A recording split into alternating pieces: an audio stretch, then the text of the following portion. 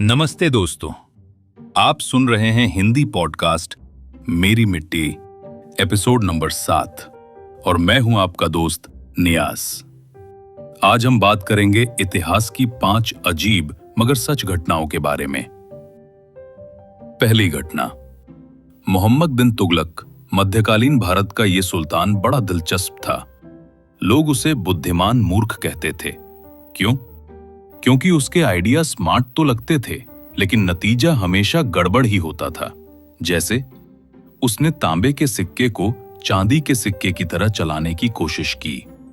नतीजा, पूरा आर्थिक सिस्टम गड़बड़ा गया। और एक और काम किया, राजधानी दिल्ली से दौलताबाद शिफ्ट कर दी। पूरे शहर के लोग, कवि, संगीतकार, सबको मजबूर किया कि दिल्ली छोड़कर दौलताबाद चले जाओ। लेकिन जब सब पहुंच गए तो उसने मन बदल लिया और वापस दिल्ली लौट गया। पूरा प्लान फेल। दूसरी घटना, हिटलर का रूस पर हमला सन 1941। द्वितीय विश्व युद्ध के दौरान हिटलर ने रूस पर हमला किया, लेकिन उसकी सबसे बड़ी गलती यह थी कि उसने अपनी सेना को ठंड के लिए तैयार ही नहीं किया। सैनिकों के पास न गर्म कपड़े, न खाना, न अनुभव। नतीजा, ठंड से हजारों सैनिकों ने अपनी उंगलियां, नाक, कान खो दिए। कोई भूख से तड़पा तो किसी ने अपने ही घोड़े खाने शुरू कर दिए। इतिहासकार मानते हैं ये हिटलर की सबसे बड़ी गलती थी। तीसरी घटना, मथियस गालस। ये जनरल अपनी बेवकूफी की वजह से आर्मी रैकर कहलाया। 1637 में उसने अपनी सेना को बिना खाना पानी के बंजर जमीन पर मार्च कराया। सैनिक भूख से मर गए। और सोचिए, 1638 में उसने वही गलती फिर दोहराई। इतिहास में ऐसा बहुत कम हुआ है कि कोई जनरल एक ही मूर्खता 2 बार करे।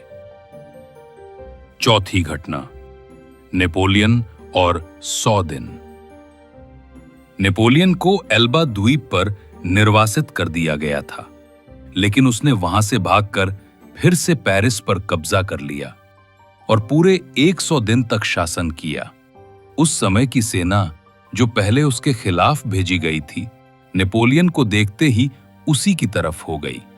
इस घटना को इतिहास में नेपोलियन का 100 दिन अभियान कहा जाता है। पांचवी घटना, रसेनिये की लड़ाई 1941 में रूस और जर्मनी के बीच एक बड़ी लड़ाई हुई। इसमें सबसे अनोखी बात थी एक अकेला सोवियत टैंक। हां, सिर्फ एक टैंक ने पूरे जर्मन डिवीजन को पूरे 1 दिन तक रोक कर रखा। जब तक जर्मन सैनिकों ने उसे खत्म नहीं किया, वो टैंक अडिग खड़ा रहा।